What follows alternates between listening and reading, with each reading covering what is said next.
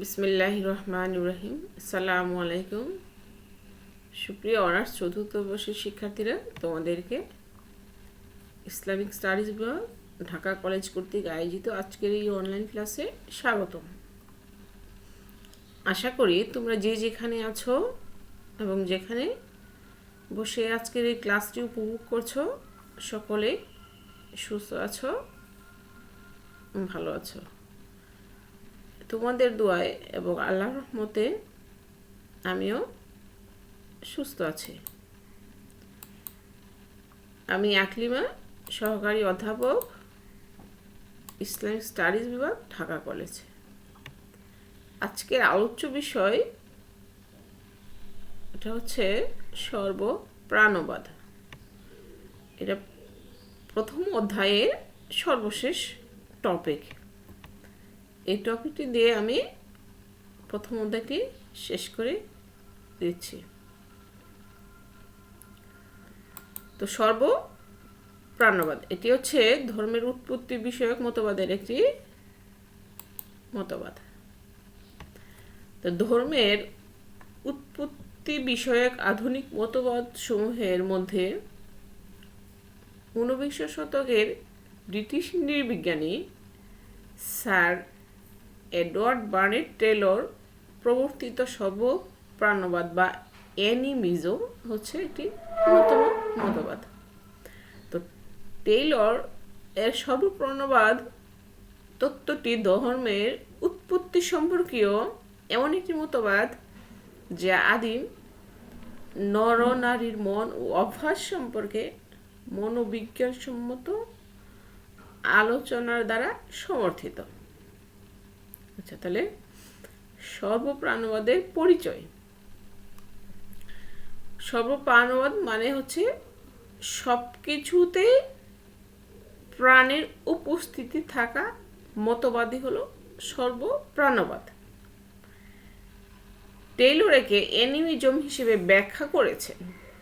Animism শব্দটি Latin Anima থেকে রূপান্তরিত, যার অর্থ হচ্ছে আত্মা বা প্রেতাত্মা।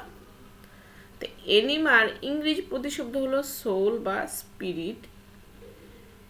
তো সর্বপ্রাণবাদ জড় ও প্রাকৃতিক পদার্থের উপর প্রাণের সঞ্চারমূলক মতবাদ, অর্থাৎ সকল বস্তু বা সৃষ্টিতে প্রাণ আছে এ ধারণাই হচ্ছে সর্বপ্রাণবাদ বা অ্যানিমিজম। ইভি টেইলর সর্বপ্রথম উল্লিখিত অর্থে অ্যানিমিজম শব্দটি কিন্তু ব্যবহার করেন প্রথমত 1981 খ্রিস্টাব্দে তার প্রিমিটিভ কালচার গ্রন্থে। তো এই গ্রন্থে তিনি বুঝিয়েছেন যে ব্যাপকভাবে বিলিভ ইন স্পিরিট বিং বা প্রেতাত্মায় বিশ্বাস অর্থে শব্দটির উল্লেখ রয়েছে। অভিধানে অ্যানিমিজম অর্থ লেখা হয়েছে the doctrine that attributes a soul, natural object and phenomena। আবার বিভিন্ন মনীষীগণ এই বিভিন্নভাবে কিন্তু সর্বপ্রাণবাদকে কি করেছেন, সংজ্ঞায়িত করেছেন। যেমন মানসি হোয়াইট বলেন যে আদিম ধর্মবিশ্বাস অদৃশ্য শক্তিতে দেবত্ব বা দানবত্ব আরোপ করে তাকে সর্বপ্রাণবাদ বা অ্যানিমিজম বলে। অর্থাৎ যে আদিম ধর্মবিশ্বাস অদৃশ্য শক্তিতে দেবত্ব বা দানবত্ব আরোপ করে তাকেই বলা হয় কি, সর্বপ্রাণবাদ বা অ্যানিমিজম। তারপর হচ্ছে অক্সফোর্ড ডিকশনারিতে বলা হয়েছে the attribution of living soul to inanimate object and natural phenomena। তারপর বলেছে ইমাইল দোরখাইম বলেন animism is the over intellectualist in character চরম বুদ্ধিবৃত্ত দিক। তো এনসাইক্লোপিডিয়া অফ রিটেনিকিতে আছে, animism is the belief in innumerable spiritual beings concerned with human affairs and capable of helping or harponing means interest.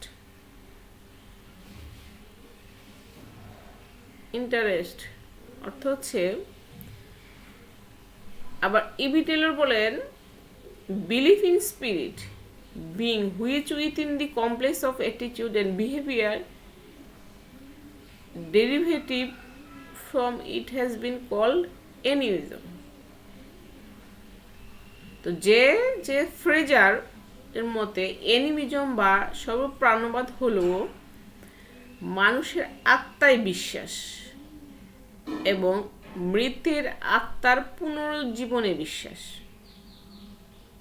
তাই মৃতের প্রতি শ্রদ্ধা থেকে উদ্ভূত এক ধরনের বিশ্বাসী হলো সর্বপ্রাণবাদ বা অ্যানিমিজম। কি বলা হলো? অ্যানিমিজম হলো মানুষের আত্মায় বিশ্বাস এবং মৃতের আত্মায় পুনরুজ্জীবনে বিশ্বাস। তাই মৃতের প্রতি শ্রদ্ধা থেকে উদ্ভূত এক ধরনের বিশ্বাসই হলো সর্বপ্রাণবাদ বা অ্যানিমিজম। তো বিশাল সৃষ্টি জগতে মানুষের উদ্দেশ্যে একটি অতিপ্রাকৃত নৈর্ব্যক্তিক প্রাণ বা শক্তি বিরাজ করে, যা প্রত্যেক বস্তুতে প্রতিটি সজীব নির্জীব পদার্থে অনুভব করা যায়। বস্তুত সবকিছুতেই প্রাণ সঞ্চারের এই অনুভূতিকেই কিন্তু বলা হয় অ্যানিমিজম বা সর্বপ্রাণবাদ। তো সর্বপ্রাণবাদের প্রকারভেদ। সর্বপ্রাণবাদ হচ্ছে, নৃতত্ত্ববিজ্ঞান কি করেছেন? সর্বপ্রাণবাদকে দুটি ভাগে ভাগ করেছেন। যেমন অ্যানিমিজমকে মোটামুটি দুটো শ্রেণীতে বিন্যস্ত করেছেন। অবশ্য দুটি পর্যায় বা দুটি অ্যানিমিজম হচ্ছে, দুটো বিভক্তি হচ্ছে অ্যানিমিজমের দুটো পর্যায়। যেমন একটি হচ্ছে প্রাক প্রাণবাদ, একটা হচ্ছে পূর্ণাঙ্গ প্রাণবাদ।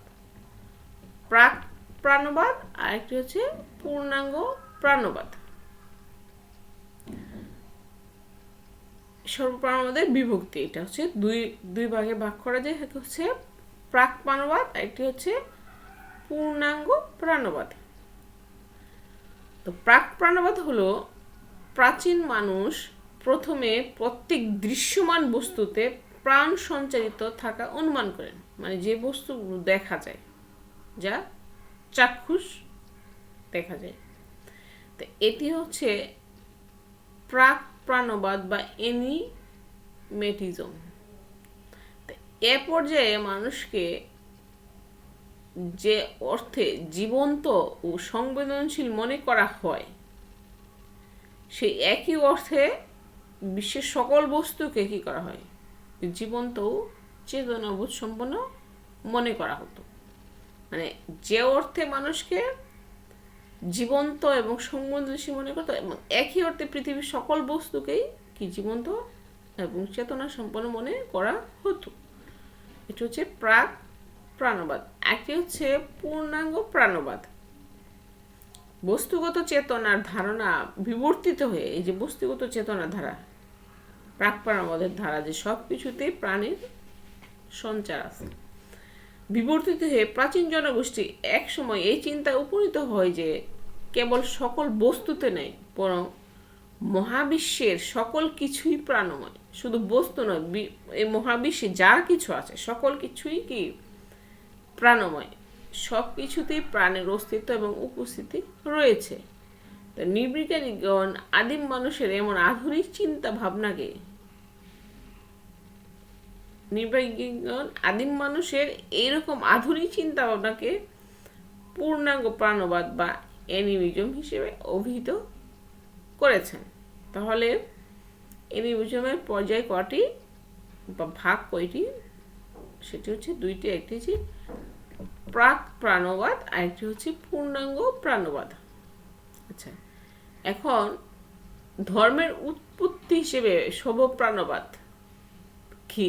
আসলে ধর্মের উৎপত্তির সর্বপ্রাণবাদ থেকে ধর্মের উৎপত্তি হয়েছে কিনা এ নিয়ে কিন্তু নৃবিজ্ঞানী, ধর্মতত্ত্ববিদগণ ও সমাজবিজ্ঞানগণ কি হয়েছেন, দুটো ভাগে বিভক্ত হয়ে পড়েছেন, যাদের একদল একে ধর্মের উৎস মনে করেন, কিন্তু আরেক দল সর্বপ্রাণবাদ বা অ্যানিমিজমকে ধর্মের উৎস মনে করেন না। আচ্ছা, যারা বলেছেন সর্বপ্রাণবাদ থেকে ধর্মের উৎস, তাদের মধ্যে হলো যে টেইলর তার প্রিমিটিভ কালচার গ্রন্থে লিখেছেন সর্বপ্রাণবাদ থেকে ধর্মের উৎপত্তি হয়েছে। তো তিনি দেখিয়েছেন আদিম মানুষের ধারণা ছিল মানুষের মৃত্যুর পর তার দেহ নষ্ট হয়, কিন্তু আত্মা কি হয়? পরিণত হয় প্রেতাত্মায়। তা যথেচ্ছ ভ্রমণ করতে পারে এবং বস্তু এবং নৈসর্গিক জগতের যে কোনো বিষয় আশ্রয় নিতে পারে। অর্থাৎ মানুষের মৃত্যুর পর মানুষের আত্মা কি হয়? প্রেতাত্মায় পরিণত হয়, এবং এই প্রেতাত্মা যে কোনো কিছু, যে কোনো কাজ করতে পারে এবং যে কোনো বস্তু এবং নৈসর্গিক জগতের যে কোনো বিষয়ের উপর কি করতে পারে? আশ্রয় নিতে পারে। তা মানুষের কল্যাণ ও ক্ষতির নিয়ামকে পরিণত হয়। এ ধারণায় আত্মা পূজার সূচনা করে, এবং এ ধারণা থেকে মানুষের কি হয়? আত্মা পূজার সূচনা হয়। তো পরবর্তীতে আত্মার ধারণা প্রেতাত্মা হয়ে পরমাত্মায় উপনীত হয়। আত্মার ধারণা প্রেতাত্মা হয়ে পরমাত্মায় উপনীত হয়, এবং যা উপনীত হয়ে একেশ্বরবাদের রূপ লাভ করে। আত্মা থেকে পরমাত্মায় এবং এই পরমাত্মা থেকে একেশ্বরবাদের রূপ লাভ করে।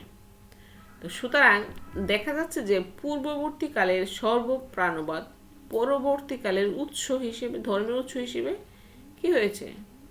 বিবেচিত হয়েছে। আত্মা, প্রেতাত্মা এবং প্রেতাত্মা থেকে একেশ্বরবাদ, এভাবে ধর্মের উৎপত্তি হিসেবে সর্বপ্রাণবাদ কি বিস্তার লাভ করেছে। তারপরে হচ্ছে যে যারা বলেন যে সর্বপ্রাণবাদ ধর্মের উৎস নয়, যেমন নৃবিজ্ঞানী ম্যারেট, লুই রাইটার, এডওয়ার্ড প্রমুখ তত্ত্ববিদগণ কি করেছেন? অ্যানিমিজমকে ধর্মের উৎস হিসেবে মনে করেন না। তারা নানাভাবে নিজেদের মত প্রতিষ্ঠিত করার কিন্তু কি হয়েছেন? চেষ্টা করেছেন বা প্রয়াস চালিয়েছেন বা পেয়েছেন। যেমন মেরিটের মতে আত্মা ও প্রেতাত্মার ধারণা কিছুটা জটিল বিধায় মনে করা যায় আদিম মানুষ এর আগেও কিন্তু ধর্ম পালন করেছে। এ ধারণায় উন্নতি হওয়ার আগে মানুষকে অবশ্যই আরও কিছু স্তর কি করতে হবে? পেরিয়ে আসতে হবে। তো ধর্মের উৎস বলতে হলে সেই সর্বপ্রাণবাদগুলোর যে স্তর, সেগুলোকেই বলতে হবে। আচ্ছা, তারপরে লুইর মতে উন্নত বুদ্ধিমত্তা ছাড়া আত্মার ব্যাখ্যা দেওয়া অসম্ভব। মানে উন্নত বুদ্ধি ছাড়া বা বুদ্ধিমত্তা ছাড়া আত্মার ব্যাখ্যা দেওয়া কিন্তু অসম্ভব। কিন্তু আদিম মানুষের বিবেচনা প্রথমেই উন্নত বুদ্ধিমত্তার পরিচয় দিতে পেরেছে বলে তিনি মনে করেন না, বরং এর আগেও তাকে অন্য কোনো স্তর কি করতে হয়েছে? অতিক্রম করতে হয়েছে। মানে আত্মার ধারণার ব্যাখ্যা দেওয়া হচ্ছে উন্নত বুদ্ধিমত্তার দ্বারা সম্ভব, কিন্তু আদিম মানুষ প্রথমেই উন্নত বুদ্ধিমত্তার পরিচয় দিতে পেরেছে বলে কি মনে হয় না, বরং এর আগে তাকে অন্য কোনো স্তর কি করতে হচ্ছে? অতিক্রম করতে হয়েছে। তাই সর্বপ্রাণবাদের আগে আরও কিছু স্তর থাকায় কি ছিল? স্বাভাবিক ছিল, এবং যেখান থেকে ধর্মের উৎপত্তি হয়েছে বলে মনে করা হয়। এটা কাদের মন? যারা ধর্মের উৎপত্তি মানে সর্বপ্রাণবাদ থেকে ধর্মের উৎপত্তি হয়েছে এটা মনে করেন না, তারা কিন্তু এই যুক্তিগুলো পেশ করেছেন। তারপরে বলেছেন যে রাইটার বলেন ধর্ম ও সর্বপ্রাণবাদ উভয়ই স্বাধীনভাবে উদ্ভূত হয়েছে এবং কোনোটা থেকে কোনোটার কি উৎপত্তি বা বিকাশ ঘটেনি, মানে উভয়ই স্বাধীনভাবে উৎপত্তি হয়েছে এবং কোনোটা থেকে কোনোটির উৎপত্তি ঘটেনি। তারপরে ডি মিয়াল এডওয়ার্ডের মতে নিশ্চিত করে বলার মতো এমন কোনো সূত্র বা প্রমাণ পাওয়া যায়নি যা থেকে সর্বপ্রাণবাদকে ধর্মের উৎস বলা যায়। আমরা তাই সর্বপ্রাণবাদকে ধর্মের উৎস বলতে পারি না। তবে এটা সত্য যে আদিম মানুষের সমগ্র জীবনে সর্বপ্রাণবাদের আধিপত্য ছিল কি নিরঙ্কুশ, অর্থাৎ তারা সব কিছুতেই প্রাণের সঞ্চার আছে বলে কি মনে করতো এবং এভাবে তাদের কার্যাবলী কি করতো, পালন করত। তো ধর্মের উৎস হিসেবে সর্বপ্রাণবাদকে অস্বীকার করে নৃতত্ত্ববিদগণ কিন্তু যুক্তি দিয়ে বলেন সর্বপ্রাণবাদের উল্লেখযোগ্য বৈশিষ্ট্য হলো কি সর্বজনীনতা, মানে সর্বত্র বিরাজমান। আদিম সমাজে শুধু নয়, আধুনিক সভ্য সমাজেও এক রহস্যময় অতীন্দ্রিয় সত্তা হিসেবে আত্মার ধারণা কিন্তু প্রবল। মানে আত্মা হচ্ছে একটি অতীন্দ্রিয় কি সত্তা। আত্মার ধারণারই সর্বজনীন রূপ থেকে প্রমাণ হয় যদি আত্মার ধারণা থেকে ধর্মের উৎপত্তি হতো তাহলে প্রাচীন সমাজে এক এবং একমাত্র ধর্মচেতনা হিসেবে সর্বপ্রাণবাদ কি হতো, প্রতিষ্ঠিত হতো। তো ধর্মীয় ধারণা ও বিশ্বাস হিসেবে এটি সন্দেহাতীতভাবে সর্বজনীনতা লাভ করত, কিন্তু বাস্তবে তা হয়নি, তাই একে ধর্মের উৎস বলা যায় না।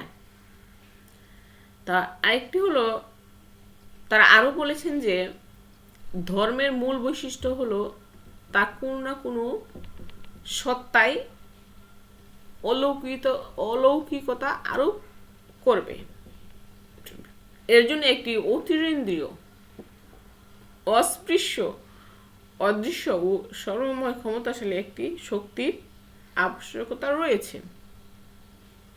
তো সর্বপ্রাণবাদে এই অলৌকিকতা ও সর্বময় ক্ষমতাবান সত্তা কিন্তু অনুপস্থিত এবং তাই একে কিন্তু ধর্মের উৎস বলা যায় না। তাহলে ধর্মের উৎস, সর্বপ্রাণবাদকে ধর্মের উৎস মনে করেন কেউ, আর বেশিরভাগই কি মনে করেন না যে সর্বপ্রাণবাদ থেকেই ধর্মের উৎপত্তি হয়েছে। এটি হচ্ছে যে সর্বপ্রাণবাদ ও সর্বেশ্বরবাদ দুটো কি এক বিষয় কিনা। সর্বপ্রাণবাদ ও সর্বেশ্বরবাদ দুটো এক জিনিস কিনা। তো কোনো কোনো নৃবিজ্ঞানী সর্বপ্রাণবাদ ও সর্বেশ্বরবাদকে কি করেছেন, একসাথে গুলিয়ে ফেলেছেন। তো সর্বপ্রাণবাদ ও সর্বেশ্বরবাদ আসলে কিন্তু এক বিষয় নয় এবং সর্বপ্রাণবাদ এবং সর্বেশ্বরবাদ আসলে কি একই বিষয়, এদের সাথে আসলে কোনো পার্থক্য নেই। যারা এটা বলেন তাদের কথা আসলে ঠিক নয়। যেমন প্রাগৈতিহাসিক মানুষ বিশ্বাস করত, প্রকৃতির সবকিছুর মাঝে কি রয়েছেন, ঈশ্বর রয়েছেন। প্রকৃতির সবকিছুর মাঝে কি ঈশ্বর রয়েছেন আর তার মধ্যে সবকিছু বিদ্যমান। এ কারণে তারা প্রকৃতির প্রাণময় আত্মাগুলোকে অতি প্রাকৃত ও ঐশ্বরিক শক্তির আধার ভেবে নিয়ে ভক্তি, শ্রদ্ধা এবং পূজা করত। তাদের এই বিশ্বাসের সঙ্গে যুক্ত ছিল কি রহস্যবোধ, গভীর আবেগ, অনুভূতি আর ভক্তি মিশ্রিত ভয় ও বিশ্বাস। তো ধর্মতত্ত্ববিদগণ এ ধারণা ও বিশ্বাসকে সর্বেশ্বরবাদ হিসেবে কি করেছেন, আখ্যায়িত করেছেন। অর্থাৎ আদিম মানুষেরা কি মনে করত, প্রকৃতির সব কিছুর মাঝেই কি রয়েছেন, ঈশ্বর রয়েছেন এবং সব কিছুর মধ্যে এটি বিদ্যমান। এবং এই কারণেই তারা প্রকৃতির প্রাণম আত্মালুকে অতিপ্রাকৃত এবং ঐশ্বরিক শক্তির আধার ভেবে নিয়ে কি করত, তাদের প্রতি ভক্তি, শ্রদ্ধা বা পূজা করত। তাদের এই বিশ্বাসের সঙ্গে যুক্ত ছিল কি, রহস্যবোধ, গভীর আবেগ, অনুভূতি আর ভক্তি মিশ্রিত ভয় ও বিশ্বাস।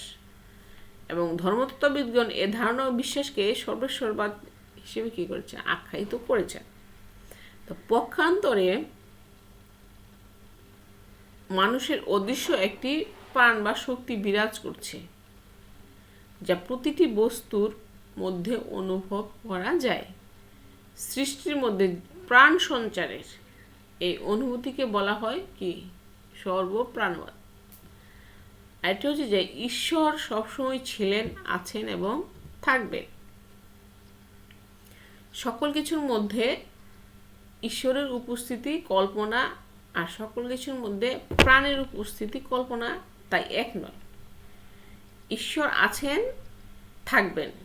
সকল কিছুর মধ্যে ঈশ্বরের উপস্থিতি কল্পনা আর সকল কিছুর মধ্যে প্রাণের উপস্থিতি কল্পনা এক বিষয় নয়। ঈশ্বর উপস্থিত আছেন আর প্রাণ আছেন এক বিষয় নয়। কারণ এক সময় প্রাণ ছিল না, মহান সৃষ্টিকর্তা প্রাণ সৃষ্টি করেছেন। একসময় তিনি প্রাণ হরণ করবেন, তখন দেহ, উদ্ভিদ, প্রাণী সকলেই কিন্তু কি হবে, প্রাণহীন হয়ে পড়বে।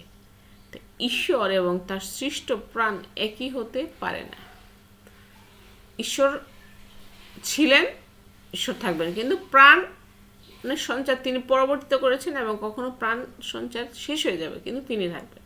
তো সর্বপ্রাণবাদ মহান সৃষ্টিকর্তার সৃষ্ট প্রাণের সর্বময় উপস্থিত সংক্রান্ত মতবাদ। তাহলে সর্বপ্রাণবাদ হলো সৃষ্টিকর্তার সৃষ্ট প্রাণের সর্বময় উপস্থিতি হলো সর্বপ্রাণবাদ। অন্যদিকে সর্বেশ্বরবাদ হিসেবে বিশ্বাস করা হয় ঈশ্বরের সর্বময় উপস্থিতি। তাহলে সর্বপ্রাণবাদ এবং সর্বেশ্বরবাদ বিষয়টি এক নয়। তো আজকে আমি তোমাদের যে বিষয়টি আলোচনা করেছি সেটি হলো ধর্মের যে উৎপত্তি বিষয়ক মতবাদগুলো রয়েছে তার মধ্যে সর্বশেষ মতবাদ হচ্ছে সর্বপ্রাণবাদ। তো এই বিষয়টির মধ্যে দিয়ে আমি প্রথম অধ্যায়টি শেষ করলাম। আগামী ক্লাসে আমি তোমাদের তৃতীয় অধ্যায় থেকে শুরু করব। তো আশা করি আগামী ক্লাস পর্যন্ত সবাই সুস্থ থেকো, নিরাপদে থেকো। আল্লাহ হাফিজ।